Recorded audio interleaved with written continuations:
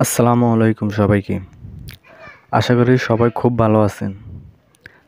আজকের এই ভিডিওটি হচ্ছে সুপারস্টার শাকিব খানের রাজকুমার মুভিটা নিয়ে। শুরুতে আমরা জেনে নিব কে কে অভিনয় করেছেন এবং কে কোন ক্যারেক্টার অভিনয় করেছেন। অনুরোধ রইল ভিডিওটি শেষ পর্যন্ত দেখার। আর আপনি যদি নতুন দর্শক হয়ে থাকেন চ্যানেলটা সাবস্ক্রাইব করতে ভুলবেন না। রাজকুমার মুভিটি পরিচালক হচ্ছেন হিমেল আশরাফ। অভিনয় করেন সুপারস্টার শাকিব খান, নায়িকা হচ্ছে কটনি কফি। শাকিব খানের বাবার ক্যারেক্টারে অভিনয় করেন আরশ খান। মায়ের ক্যারেক্টারে অভিনয় করেন মাহিয়া মাহি। ভিলেনের ক্যারেক্টারে অভিনয় করেন ডিজে সোহেল। আরও অভিনয় করেন আহমদ শরীফ, সাদ্দাম মাল, আরও অনেকে। মুভিটিতে দেখা যায় সুপারস্টার শাকিব খানের একটাই আশা, কীভাবে আমেরিকাতে যাওয়া যায়। সে তার বাবার কাছ থেকে টাকা চায়, তার বাবা টাকা দিতে কোনোভাবে রাজি হয় না।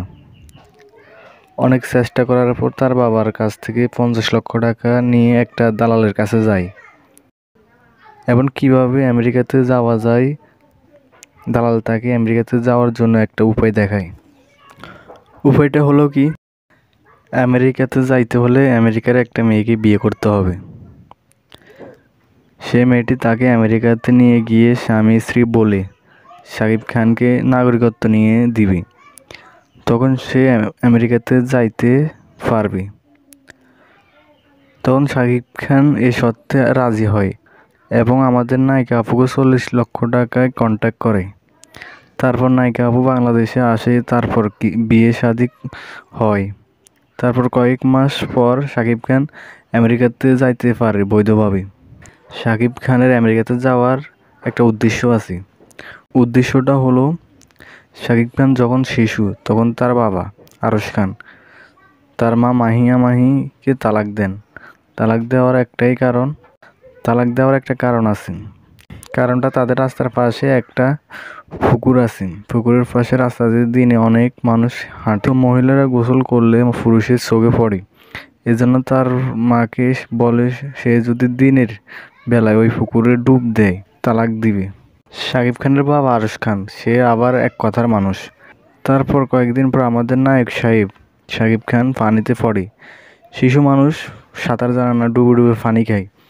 তার মা তাকে খুঁজে পাইতেছে না, হঠাৎ দেখতে পায় পানিতে ডুবে ডুবে পানি খায়। সে ডুব দিয়ে তাকে পানি থেকে তুলে আনে। তারপর বাড়িতে আসার পর শাকিব খানের বাবা আরশ খান বলেন,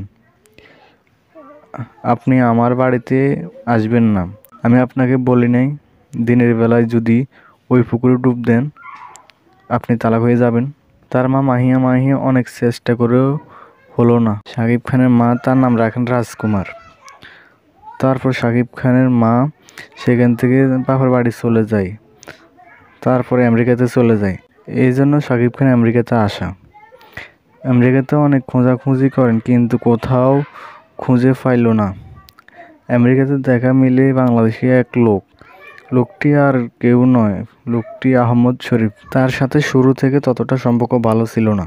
আহমদ শরীফের আমেরিকাতে দোকান ছিল, ব্যবসা করতেন, সে ছাড়া আর কেউ নেই। সেখানে কয়েকদিন পর সে মারা যায়। আহমদ শরীফের যত টাকা পয়সা ধন সম্পদ আমেরিকাতে ছিল সব শাকিব খানের নামে লিখে দিয়ে যায়। সে যখন মারা যাবে তার লাশটি যেন বাংলাদেশের মাটিতে কবর দেওয়া হয়।